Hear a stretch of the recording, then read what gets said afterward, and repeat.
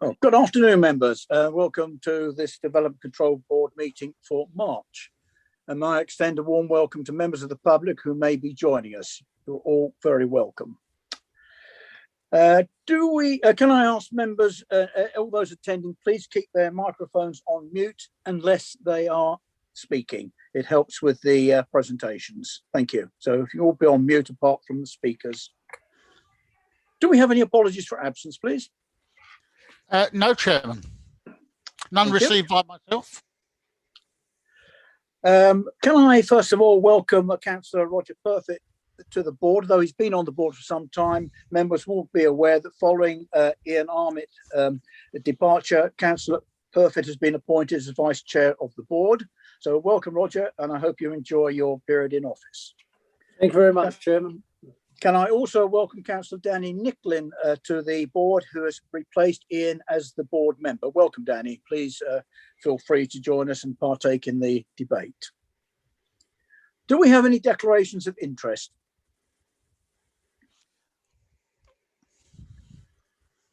Any declarations of interest? Councillor Gardner, I think you had a declaration of interest to make. I'm trying to unmute, Chair. I have unmuted. I will not participate in item number 7, Chair. Thank you. Is there a reason for that, please? I do not wish to participate for other reasons. Thank you. That is so noted. When we come to agenda item 7, you will be placed in the waiting room so that you can take no part within the debate or the decision. Once the item has been debated, you will be re-admitted to take part in the board. I'm sure the host will see to that on my behalf. Members, you've all received minutes of the meeting of the 17th of December.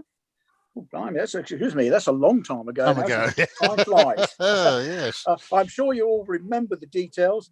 Are we agreed they are a true record of that meeting? Agreed. Agreed, Chairman. I see no abstention. In that case, those minutes are so confirmed. I have not been advised of any references from other committees or of any urgent items. Committee Secretary, is that still the same position? That is still the case, Chairman. Thank you. In that case, we can move on immediately to the main agenda. For any speakers that may be present, the procedure is, and for the members of the public looking in, the officer will introduce the case in brief to members, because members have full details of the application, a very large report, plus supplementary documents.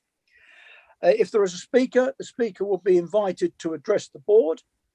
Members of the board will have the opportunity to put questions to the speaker if he or she is so prepared to answer in respect of information relating to their presentation. The board will then discuss the item and come to a decision. The speakers can no longer take part in the debate or discussions once they have done their 3-minute presentation. The first agenda item to discuss is 18 Swanscombe Street. I have no registered speakers. There is an update from Kent Highways, which all members have received. Does any member wish to call this agenda item down for debate?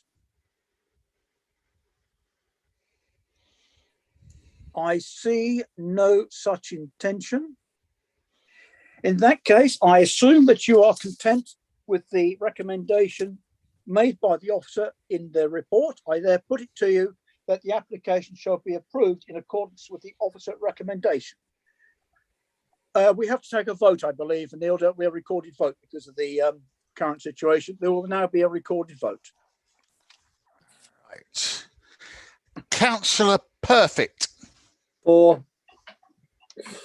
Councillor Steve Brown. For. Councillor John Burrell. Councillor Burrell. Probably finding the switch. Councillor Burrell, are you with us? Chair, I believe he's left the meeting. No, I still have his picture on in front of me. We'll go through the others. I'll go. Yes, indeed.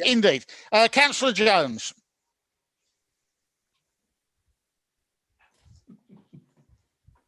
Councillor Jones. Ricky Jones. Sorry, forgot to unmute. For. Councillor Garden. Or Councillor Tom Madison, For the recommendation. Councillor Moat, For. Councillor Nick Lynn, For. Councillor Oakley Dow, For. Councillor Ogentope,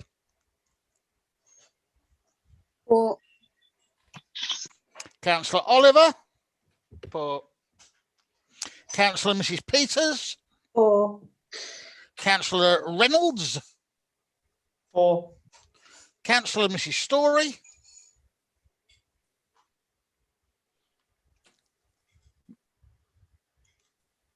Mrs. Story, Yes, for. right, and I'll try again, Councillor Burrell. I think he's struggling with his equipment, if you'll pardon the.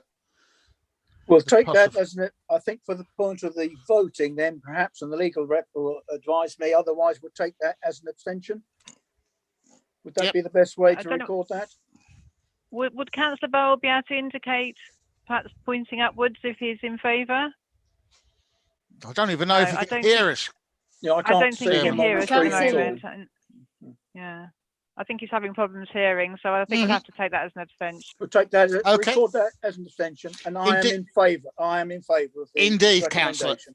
So that is, the motion is carried with one abstention, Chairman. Thank you. Thank you very much. A very good officer's report, and the update from Kent Highways was most the time. We now go on to agenda item 7, which is a confirmation of a tree preservation order in Ferndale Avenue.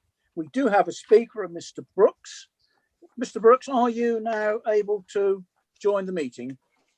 Sorry, Chairman, can I just confirm, so that everybody is aware, I have placed Councillor Garden in the waiting room, so he's I no do longer present for apologise. this item. Thank you for reminding me. I do apologise. For the record then, the Councillor Garden is now in the waiting room and is unable to take part in any of the proceedings at present. Mr. Brooks, are you with us? Yes, I am. Good Thank you. afternoon. Good afternoon. I think you heard the procedures. The officer will now introduce the application. I will then ask you to do your presentation to the board, which for 3 minutes. And if you're agreeable, the board will put questions to you for information or clarification. And then you must leave the meeting while the item is debated. Over Right. to you. Is it Jane or presenting the case? Yes, it's me. So Thank you, I Jane. will now share my screen with the presentation. Can everybody see that? Yes. Good. Okay, thank you. This first slide, the red line here, outlines the area on which the 4 sweet chestnut trees, which are subject to the provisional tree preservation order, are located.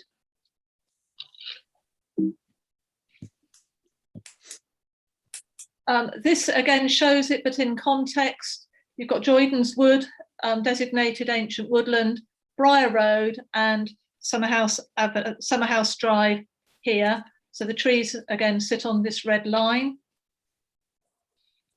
Moving in a little closer, here you can see the relationship of the trees. You can just about make the trees out in here with the closest properties in Summerhouse Drive and Briar Road.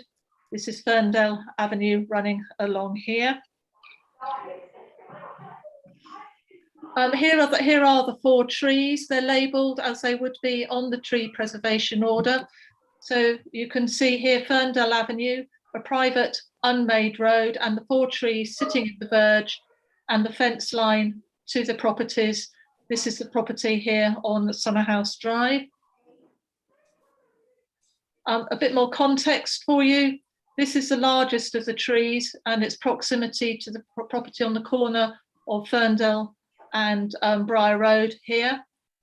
And you can just pick out the property in Summerhouse Drive here. This is taken from Summerhouse Drive looking down along Ferndale Avenue. So you've got the trees, you can see quite clearly there out in leaf in this picture. And again, the trees labelled as they are on the TPO and their relationship with neighbouring properties.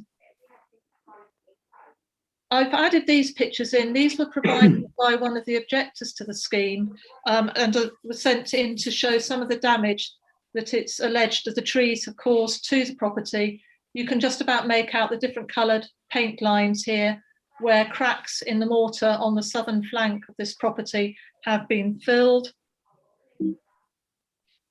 And then there are two pictures showing works that have had to be done to support the fence, which I pointed out lies close to the tree line.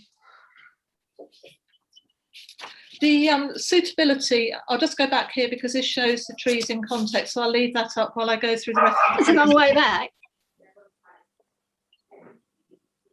The suitability of the trees for the TPO was assessed by the council's tree consultant, who used an accepted methodology that accords with national planning guidance.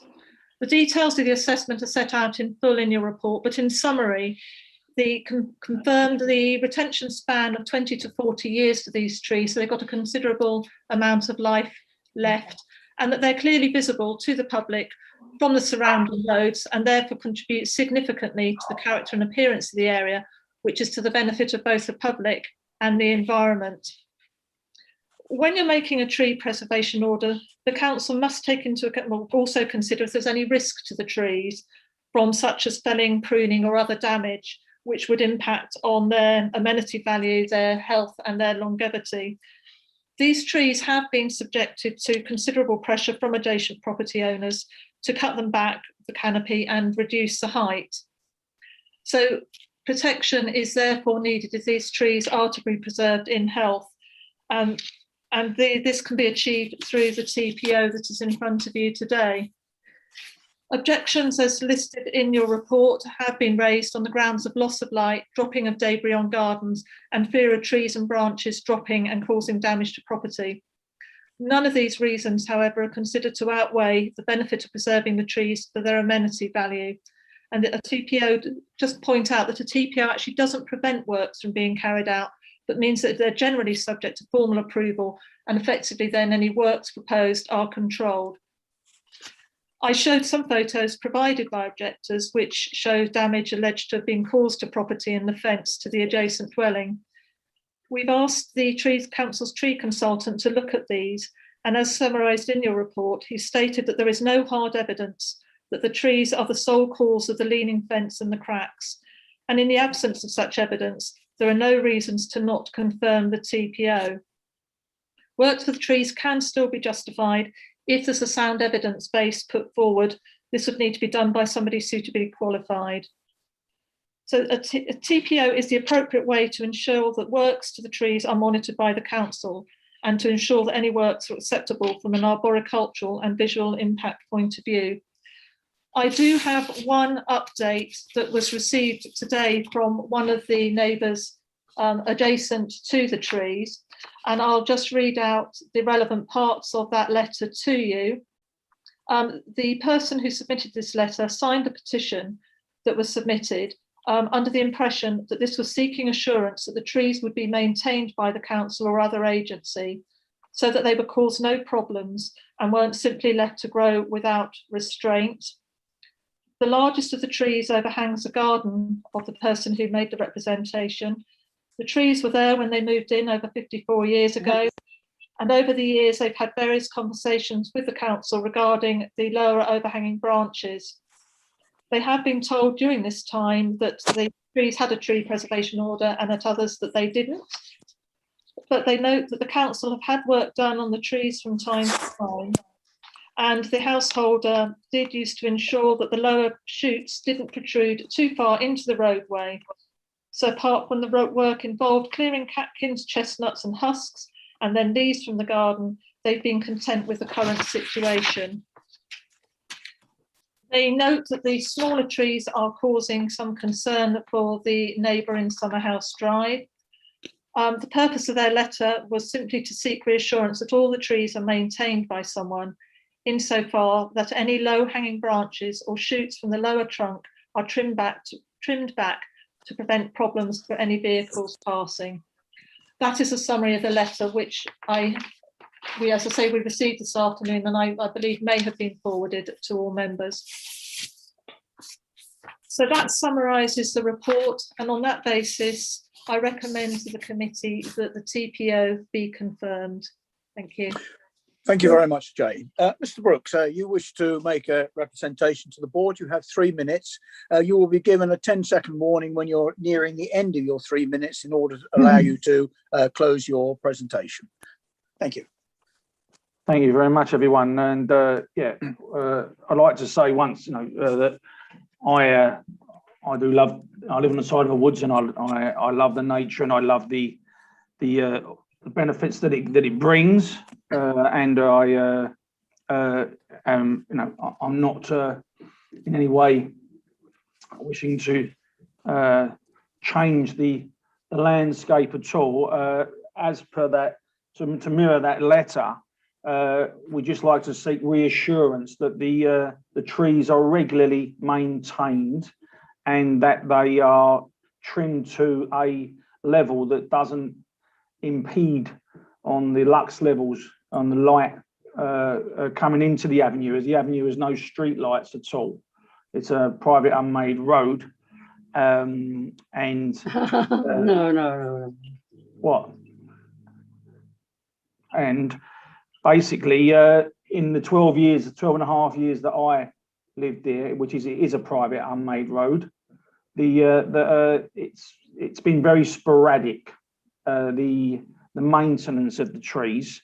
I'm a facilities manager for Transport for London, and I look after keeping London moving, responsible for it overnight. And I realised the importance of planned, preventative, periodic maintenance, which doesn't seem to be happening. And the trees do seem, since I've been there, have on occasion grown significantly overhanging, especially Mr. Jones's property, and sort of in very intrusive and overbearing. And I can understand fully his wish and his protest to have the trees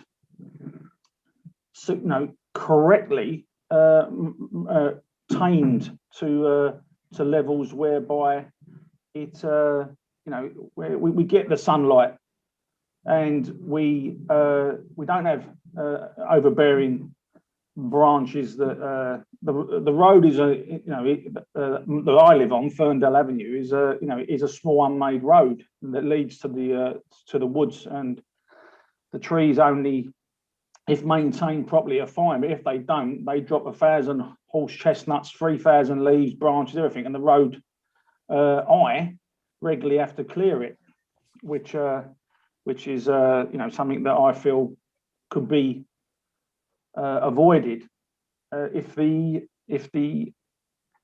authority or the proprietor or the contracted maintainer of the trees was to show due diligence and deploy a team to keep the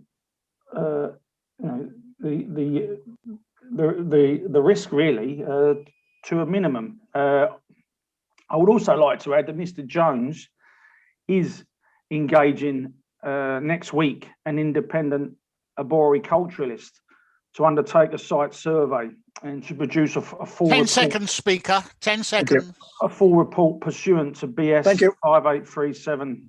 And if they are not going to decline the TPO, they might wish to defer a decision until the report's been produced. Thank you very much indeed, Mr. Brooks. I must ask you to conclude. I think we've got the gist of your concern, and members will have the opportunity now to put questions to you. Are you happy to take questions for information or clarification? Me? Yeah, Yep. sure. Yeah, Thank sure. you. Members, do you have any questions you wish to put to the speaker? Councillor Jones. Hi, David. From what you were saying, you want the trees cut back in order to allow light. I think what might help the councillors if they know how much of the tree you feel needs to be cut back in order to give that light. Well, the tree, I mean, at one point was absolutely overbearing and huge, and they literally had to cut about 50% or more of the tree away, and to which it was still a very large tree, the one opposite Myers and the one down towards Mr. Jones's property, and they within a year they'd grown back, they'd absolutely grown back, aggressively. Hence the need for, what I believe, more periodic maintenance on the trees. Sorry, when you say they cut back, who was it? That I cut the tree back? believe it was the Woodland Trust, Okay. the authority within the woods, because I believe that road is sort of half owned by the owners and half by the trust. I don't think it's a council road. The actual Ferndale isn't. It's a private road. And sorry, just cutting across you, just so that I'm clear. So when they cut the tree, when the Woodland Trust cut the tree back to that level, are you saying that was a satisfactory level and you was happy with that? When they initially cut it, they trimmed it back, and it looked, it was fine, But the tree, I mean, as I keep saying, I'm not interested in getting any trees removed. I just want it maintained, at the correct, size, and so it doesn't, aggressively grow, and it probably would contribute to the tree's health as well if it's trimmed properly. Any other member? I see no other member indicating. Thank you very much, Mr. Brooks. If you would now turn your microphone on to mute. I'm afraid you can no longer take part in the debate, but you're more than welcome, of course, to listen into the discussion and hear what's going on. Members, it is open for discussion. Any member? Councillor Moat.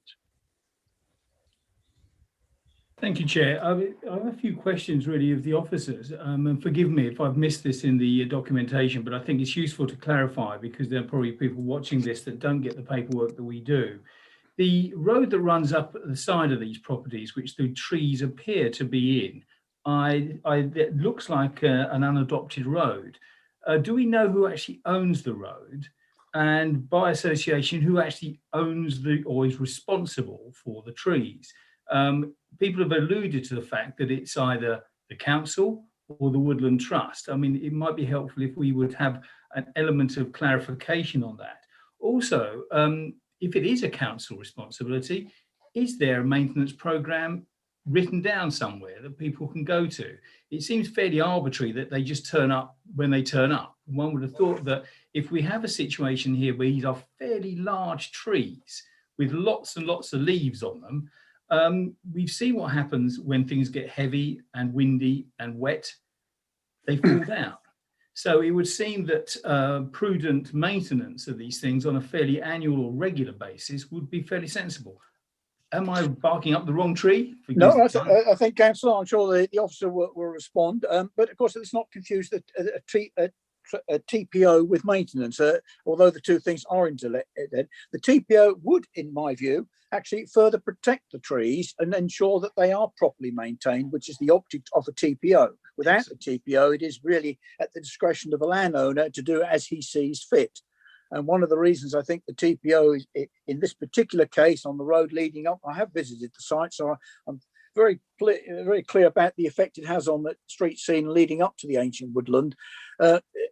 They should be maintained correctly, and so. But my view is for the residents, and your response is that I think the TPO would improve that situation and not leave it to become an arbitrary discretion of the landowner. Would the officer wish to make additional comments? I think you've answered most of that very effectively, so thank you.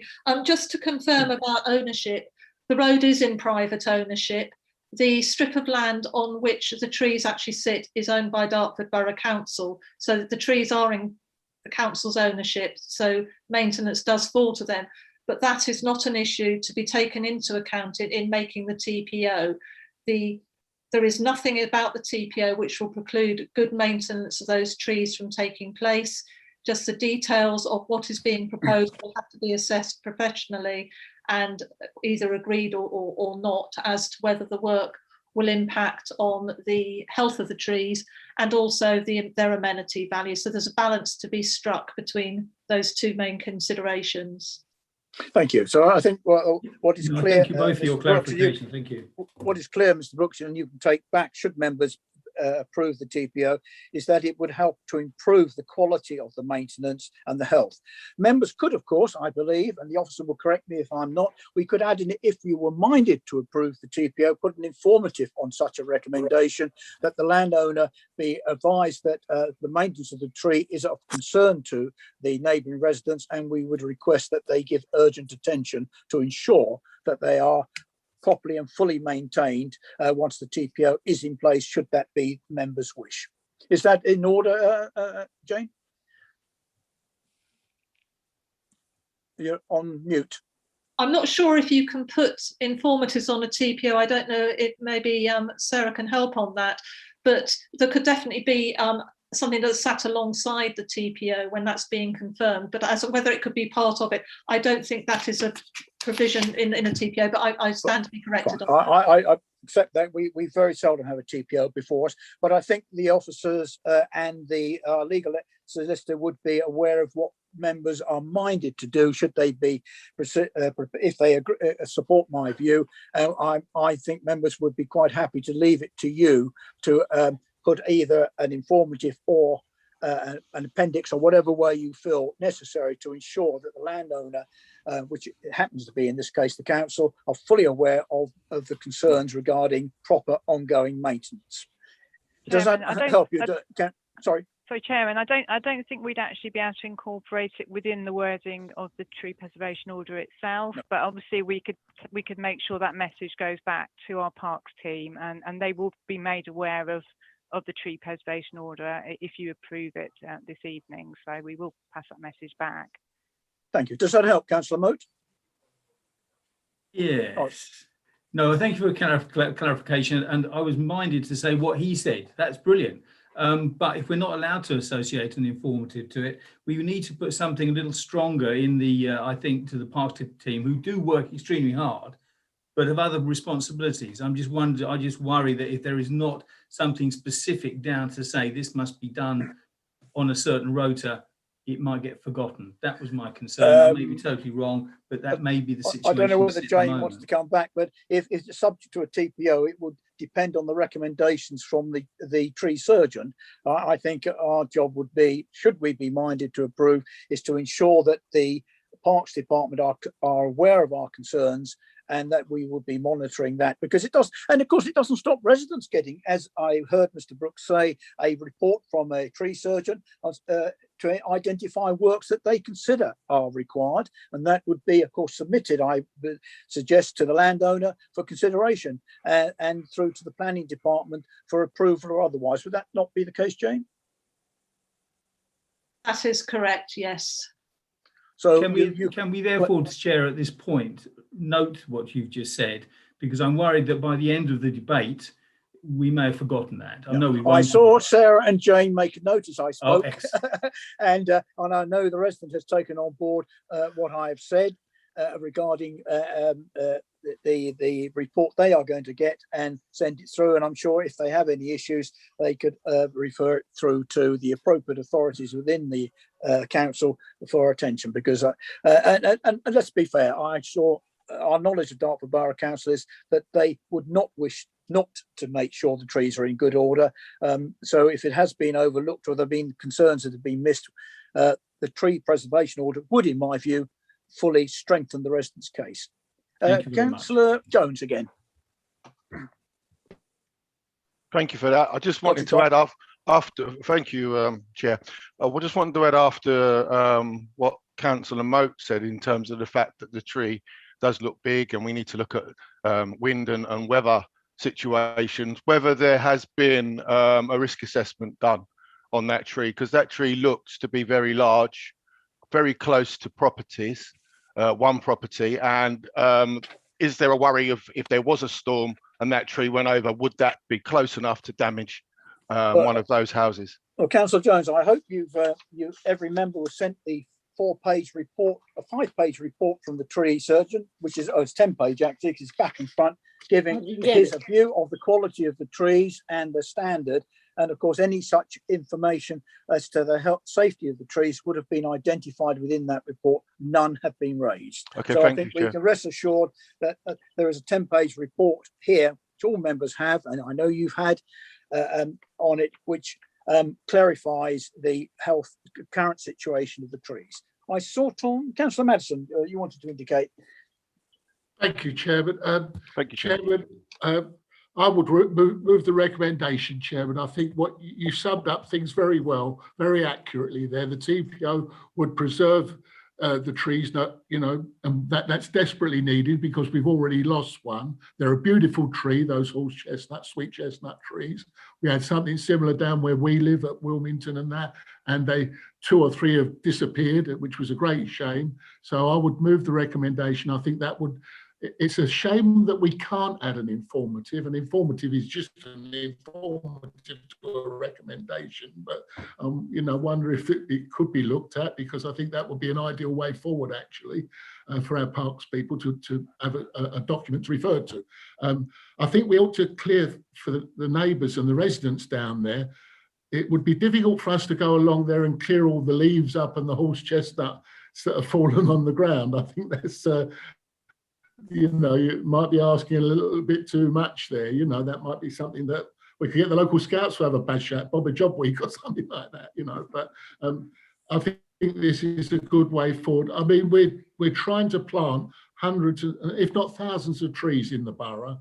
And I suppose, ideally for the residents there, the best way really forward for them would be if the trees did go, to be honest with you. But they've been there a long time. I lived in Briar Road many years ago, and those trees were beautiful then, and they're beautiful now. Our arboriculturists have turned around and said, we've got 20 to 40 years of life in those trees. And if they are maintained well, we can all live with them, and they're a great benefit to the community. And I mean, we've got lots of trees up on Jordan's Wood we're lucky about, but there's certain areas like Ferndale where they do, you know, they do add to the well, to the view for everybody around there. You know, they're a great benefit.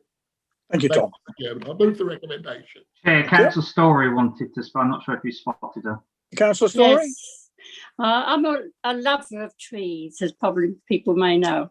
But I think if you have to maintain them, depending on how they do it, because some of these trees are ruined, really ruined when they come and chop off big limbs and things like that. The beauty of the tree goes. All right, it'll go back in a fashion, but it's never the same. And I think Mr. Brooks is going to clear up the leaves in Rosslyn unless you have them down, and I would be really against that. I wasn't. No, Mr. you'll be still cleaning up leaves and nuts and seeds from them, however you trim them. But perhaps not so much. Councillor Story, I think that's the whole object of the TPO, is exactly what you said earlier, is to ensure that the trees are maintained in a proper, professional and healthy manner. But that is the whole object of having the TPO. But Any other member? Sorry? Councillor Butterfield, Chairman. Councillor Butterfield, sorry. Yep. It's difficult because I only get a limited number of screens here, so sometimes the chair might be able to help or somebody else can yell. Councillor Butterfield, nice to see you. Thank you, Chairman. Apologies for being late for the meeting. Just to add to the debate, I think that all the points are very relevant, and I agree with David, because we look after a number of trees at Ingress Park, and every tree has a TPO. So it's about good management, and whilst we can't necessarily put something in the legally binding document, I think goodwill around relationships with the residents and the park staff would go down a long way, so that they keep them in touch with what's going on, because we don't want to lose any trees, and I don't think that's what the residents want. Trees are vital for our next generation, as we all know, and we can all talk about that for a year and a day. But about management of it, I think is more important, and I think that if we can manage it better, with the cooperation of residents who want to clear up leaves if they want to, which is all great. Some collaboration would be really quite good. And I second Tom Madison's, to go ahead with the TPO based on something written down that the staff can liaise with residents to make them feel happy that they know what's going on. I hope that's okay. Yes, thank you, Councillor. Thank Members, you. I therefore have a proposal before me to support the officer's recommendation, subject to a appendix, index, or whatever their we'll leave it with legal at this stage to notify our Parks Department of the feelings of this board and residents with regard to ongoing maintenance, to support the TPO if you are so minded to support the proposal. It is now open for debate, that proposal. Does anyone wish to further debate the proposition? Councillor Perfect, Vice Chair. Thank you, Chairman. Yes, very nice. And I suppose there's no easy way of saying this. If you buy houses near trees, you get leaves. It can't be off it like mine. But with regards to the trees, it will be far better if there's a TPO, and an arboriculturalist should have a look at these trees regular, as you said. But the main thing is what I've picked up from the debate. We've already got a tree report coming. We must make sure that before work is done that we have our own independent arboriculturalist report, not a report prepared by somebody else's arboriculturalist. That's what I would draw. We must make sure we do it and we don't just follow blindly what's sent in. Thank you. Any other member? In that case, I'm going to put before you, subject to your agreement, that the officer's recommendation shall be approved. And are you happy to delegate it to the officers to deal with communications with our Parks Department with regard to concerns over the regular and proper maintenance of the trees? Is that so agreed by members? And Agreed. well, I haven't put the vote yet. I've got to just make sure the officers are happy to do that because I've delegated it to them. Officers, are you happy to accept a recommendation from the board on that basis? Yes, we are. Thank you. Thank you. In that case, I ask Neil to take a vote on that recommendation, please, on that proposal of the board. Right then, Councillor Perfect. Or Councillor Steve Brown. 4. Councillor John Burrell. 4. Councillor Sue Butterfield. 4. Councillor Ricky Jones. 4, Neil. Councillor Tom Madison. In favour of the recommendation. Councillor David Moat. 4. Councillor Nicklin. 4. Councillor Oakley Dow. 4. Councillor Ogentope. 4. Councillor Tom Oliver. 4. Councillor Peters. 4. Councillor Luke Reynolds. 4. And Councillor Mrs. Story. 4. Chairman, you have a unanimous decision of the board. Thank you. I did vote for the recommendation. Oh. Thank you very much, members. I hope, Mr. Brooks, that has given you and your fellow residents some confidence in the object of the TPO. It is there to fully protect and help the maintenance going forward. Yeah, if you have any problems, please contact. Who should they contact if they're unhappy about the maintenance of the TPO, Jane? Should it be Parks Department or should it be the Planning Department who've now placed the TPO on the trees? Well, any concerns, they can go to the Parks Department, but they can put them through us. And obviously, if there are works that they are proposing, that would need to come in the form of an application to the Planning Department. Thank you. And I believe there's no charge to that application being submitted. That's correct. Anybody can make the application, and then it can be between the landowner and the applicants how those works are actually carried out. Thank you. I hope that's useful information, Mr. Brooks, which you will relay back on behalf of the board. Thank you. Thank you for your participation. Can I just say, just for the record, I actually love the trees. I just want to maintain properly. And in my experience, my grandfather was a park keeper for a massive park in the east of London called Victoria Park. And when they're trimmed, Thank you. Thank you. I hope that you get the feeling from the board that is exactly where we're at and the object of the TPO. So I just only reason I've come back to, which is unusual for me to do that at the end of a debate, is to reassure residents, because I see from the correspondence and letters that came in, I think there's been a misunderstanding of what the TPO was about. I hope that you can clarify that with your fellow residents. Thank you very much.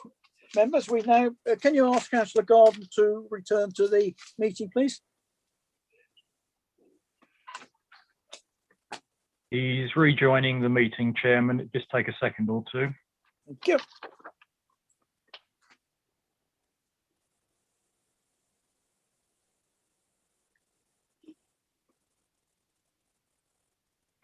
Can you make sure your mic is off, please, Mr. Brooks? Sorry. Thank you. Thank you.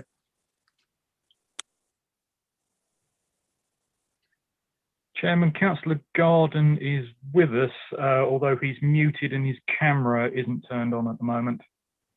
Right, as long as he's back with us, the Councillor Garden, the TPO was approved by the board with a letter to the Parks Department to be drafted by officers or legal requesting regular maintenance of the trees to ensure their health.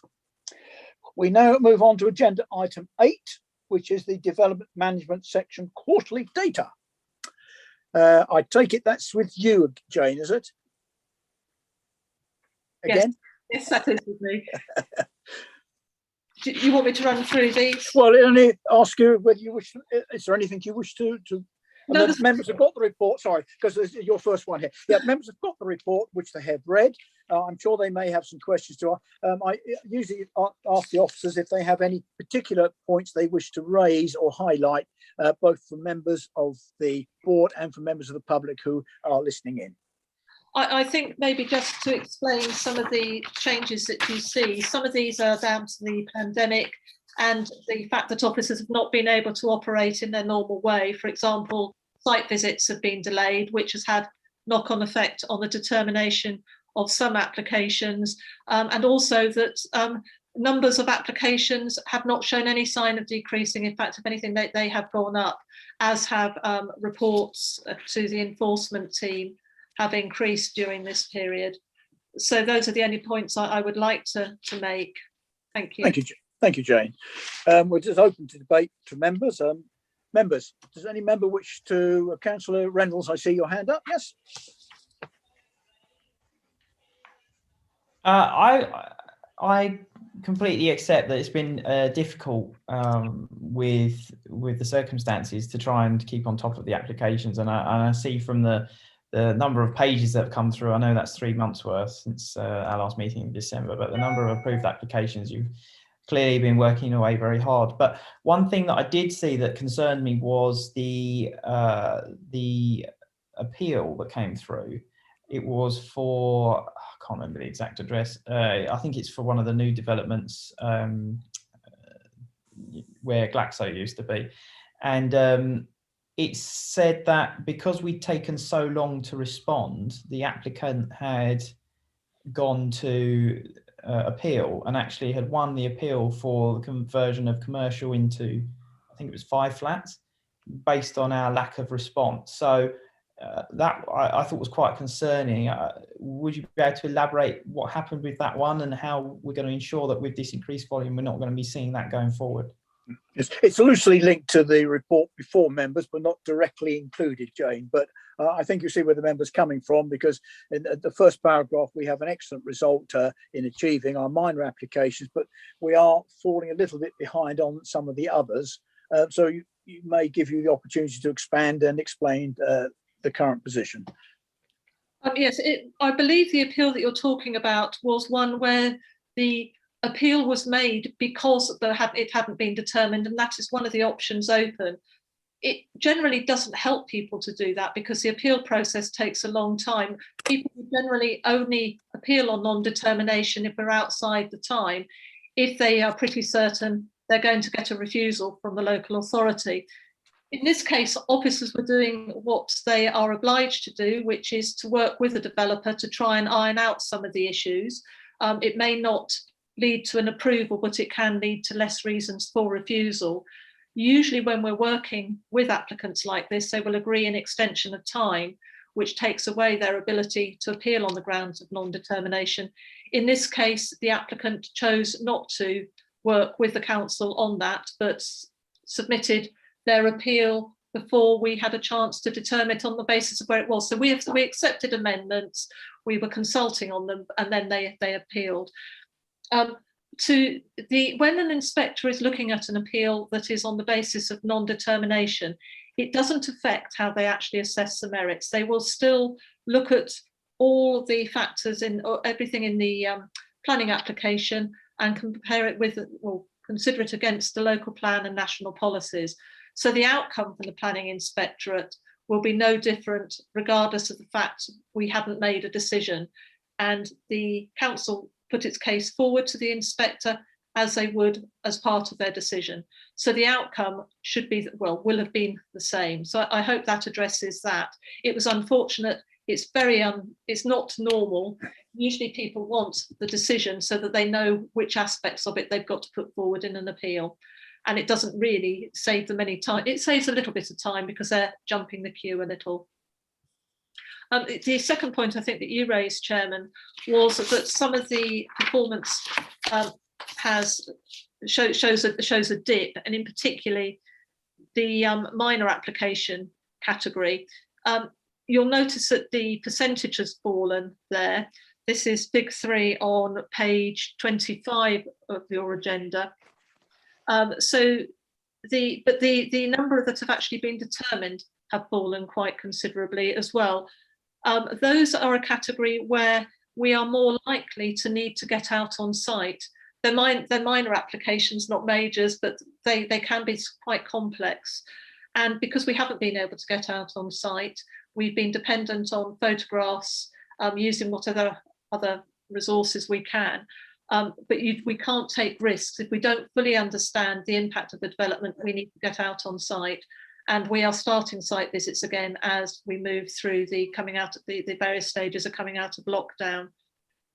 In terms of where this leaves us overall, you've got the percentages set out there in your agenda compared to the national average and the target figure. But just for members' information, although this sets out the local target at 85%, the returns to government are no longer done solely on minor applications. There's now a combined group, which is non-majors. So the numbers of minor applications is combined with most of those that make up the other application category.